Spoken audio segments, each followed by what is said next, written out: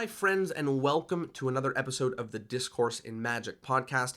My name is Jonah Babbins, and this episode is going to be a little bit different. It came to my attention recently that not only have there been a whole bunch of new magic podcasts coming out, but more importantly, this podcast has gained a whole bunch of new fans and followers. About 500 new people joined the newsletter at the time of the last contest, as well as hundreds and hundreds of people listening to different episodes and coming and being a part of the Discourse and Magic podcast. And as podcasts get more and more interesting and more accepted, people bring these episodes into their daily life. So I thought that now that we're about nearly 150 episodes in, and there are new people and new podcasts, I thought I would take a moment for both myself and for the new listeners of the podcast to discuss what exactly Discourse in Magic is, what this podcast is about, and potentially what makes it different from the other podcast. And this is not to say that, this is better, but it's to say that they're different. And you're going to see these podcasts, you're going to see me having the same guests as other people having the same guests as me, similar topics, similar everything. It's conversations in magic, the same way that people in different books talk about the same things. But I want to hopefully be clearer with you about what the Discourse in Magic ethos is, so that you know what type of information I am looking to pull from the different people that come on the podcast, and also the different pieces of information that excite me, and that you can expect to learn more of if you listen to the podcast. So what is the Discourse in Magic ethos? Number one is to help you make your magic better. There's a few different things that I want to touch on. The first is to make your magic better, not to help you consume more magic. Look, I love buying magic as much as the next guy. I love buying magic books as much as the next guy.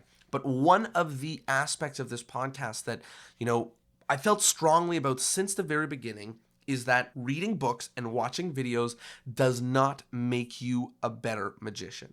It makes you a more informed magician, but it does not make you a better magician. Most importantly, it does not allow you to make better magic. It might allow you to do better magic. It might allow you to do different magic, do new magic, do different people's magic.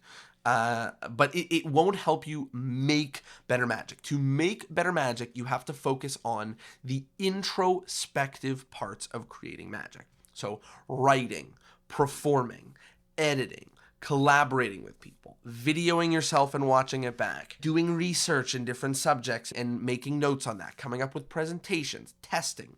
Like, those are the aspects of magic that help you make better magic. Again, I have nothing against videos and books. I have a load of magic books, lots of magic videos. I love watching them. But there are so many other resources on the internet for you to go and learn how to do tricks. That's not what this is about. This is about you learning to make your tricks better. So number one, the first part of the Discourse in Magic ethos is do not come here expecting to learn new magic. There are plenty of other magic resources to go that, online, offline, books, videos, whatever.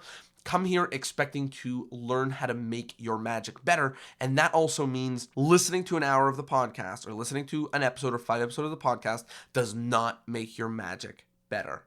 The thing that makes your magic better is taking the advice and implementing it. And you'll notice that at the end of every podcast episode, I do something called a take-home point.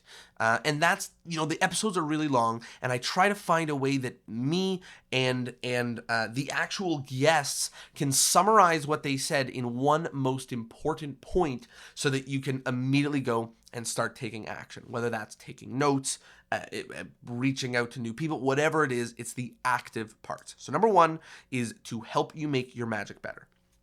The second part of the Discourse in Magic podcast that I focus on is to help you succeed in the magic business. Now, again, I am not, just the same way that I'm not the biggest expert in the world in making your magic better, I'm not the biggest expert in the world in the magic business, but I have found success, and I did find success quickly into when I took on doing magic full time. And one of the things that I struggle with so much is learning from resources that are well out of date. I succeed because of things like Google AdWords and email marketing campaigns, and those are modern things. So part of the reason that I think it's valuable for me to share my advice on helping you succeed in magic is that it is modern advice. So you can look for things like sales, marketing, like I said, website stuff, mentality, website copy, all of these different areas that are standardly outside of the world of magic, I'm trying to bring into the world of magic. And most specifically, I was in the same way that I was not very happy when this podcast started with the number of books there were about magic theory, which is very few compared to the amount that there are about how to do more tricks. I also would have wished that there were more books and resources about how to get booked doing magic and how to be a full-time magician. So not only do I try to give you some of the resources that I have, because I have an obsession with sales and marketing and copy, and that stuff really excites me, but I try to distill that information from the guests that come on the podcast, and I think that there's not enough of that information for magicians. I remember when I started, I found myself Googling how to book magic gigs, how to book shows. So I wrote blog posts once I started this about how to do that. And now, when I interview people, or if I have a solo episode where I talk about those subjects, it's literally to help me, but 5 years ago. The me 5 years ago that was struggling, it's to give him all the answers. So if you think that you either need advice in modern magic business, so websites and emails and copy and social media and different things like that, then some of the business advice I have might be valuable to you. And also, if you are new in magic and you think that you might benefit from learning stuff about getting started in the magic business, I think that I'll have a lot of really great info for you. The next aspect in the category of helping you succeed in the magic business is producing shows. So those of you that know, I am the co-founder of the Toronto Magic Company, which means I produce and star in, right now some months are upwards of 20 public shows every single month. And right now, a lot of people have said it coming on the podcast, but we're entering or re-entering this era of live theater. There's more live magic than there was before. People are getting very excited about getting out of their house and going to see live entertainment. And there's a big wave going on right now. So originally when the podcast started, I didn't talk much about producing shows, but based on a lot of feedback and interest coming in from you guys, as well as, because the Toronto Magic Company is only a few years old, that is where some of my expertise has been, and that's where I have been learning and studying over the past few years. So you can expect to learn about producing shows. And the last area of helping you in the magic business that I wanted to highlight is thinking like an entrepreneur. I love entrepreneurship, and particularly I love things like marketing and sales, and you've heard me say this before, websites and web design and copy and different things like that. So much so that that's what I fill my days with. When I read books, they're more often than not books about marketing and sales and business than they are about magic. They're books about entrepreneurship instead of magic. If I buy a course, I'd be much quicker to buy a course about being better at sales than I would buy a course about how to learn to do more magic for me. So one of the things that you can be excited about in listening to the podcast is I will be your resource for entrepreneurship. You don't need to worry yourself about listening to podcasts about sales if that is something that bores you. If it's something that excites you, I'll happily give you resources, but you can look here to be your resource for entrepreneurship as a magician. And one of the parts that's so important is that when becoming a full-time magician, you don't realize that you are undertaking becoming an entrepreneur. And some of the lessons that have come up in entrepreneurship based on sticking points are lessons that I'm trying to bring to the magic community. So for example, it's not new that if you become an entrepreneur, it is all of a sudden part of your duty to deal with the work-life balance, right? When no one tells you when you go to and stop work, you have to decide how much work you're putting in and how much free time you're spending playing and doing other things. And those are concepts that are standard in entrepreneurship, but many magicians who are going full-time don't realize that they are becoming full-time entrepreneurs and that they have to think of different things like that. So things like, work-life balance and scheduling, priorities, how to focus, scaling up your business, hiring people, different things like that, which are aspects of the magic world that excite me. You can expect to hear a lot more of that or a lot of that on the Discourse and Magic podcast, because I'm trying to bring the information in the world of entrepreneurship to the world of magic. The last section of the Discourse and Magic podcast that you can expect information about is demystifying the world of magic from the inside. One of the things that I pride myself on about the Discourse and Magic podcast is if you found it, not that we're hiding, but if you found this Discourse and Magic podcast, it means you already know a bunch about magic. You already know about magic. You probably found it because you went through another magician who you've heard of. They shared it on their page, which means that you might be at a place in magic where you want to learn more about some of the things that are going on behind the scenes. You want to better understand what is taking place in the magic landscape.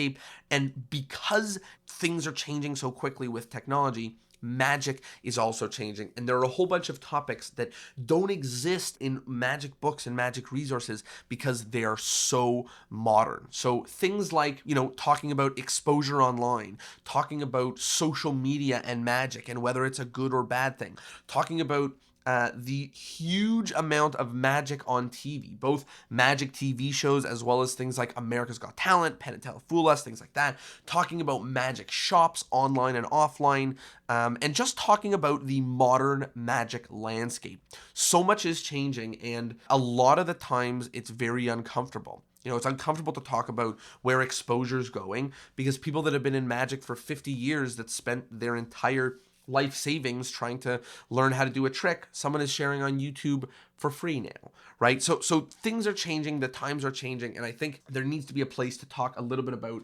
modern magic and making magic modern. So that's one thing, is I talk quite a bit about the behind the scenes of magic and particularly modern magic. The second part, which is the same thing as that, but it is, behind the scenes of some of the some important magic moments as well as important magic personalities. So some of the things I'm trying to capitalize on are, how relevant right now things like America's Got Talent and Penn and Teller Fool Us are. I can tell from conversations from other magicians on this podcast how important things like Doug Henning were, or David Copperfield, or The Tonight Show in inspiring new magicians, and we're now in another one of those eras, another one of those moments. I think there are more magicians than ever, so I think taking snapshots of these moments right now in time and how specific performances, affect the world. If, let's say, 20 million or 30 million people watch Shin Lim do his magic,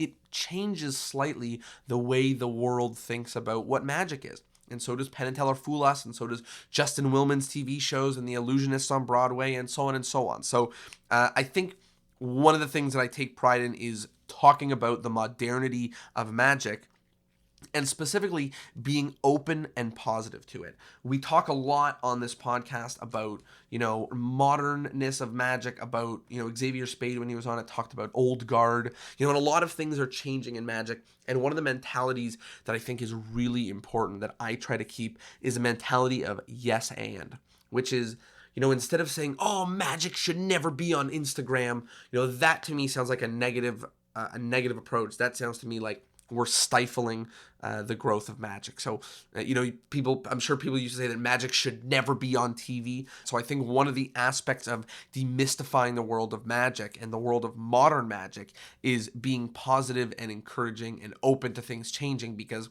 things do change. Things will change. You buy magic books on PDF now instead of books.